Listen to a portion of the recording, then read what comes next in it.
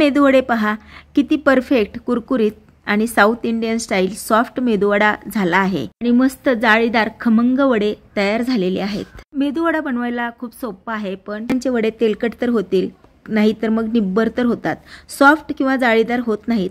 असे होऊ नये म्हणून मी इथे काही ट्रिक व टिप दिलेले आहेत। 2 वाटी उडदाची डाळ आणि अर्धी वाटी मुगाची डाळ ही स्वच्छ धुवून रात्री भिजत घातलेली आहे। सकाळी उठून या पद्धतीने हे वाटून घेतलेली आहे आणि खूप वेळ फेटलेली आहे ती डाळ।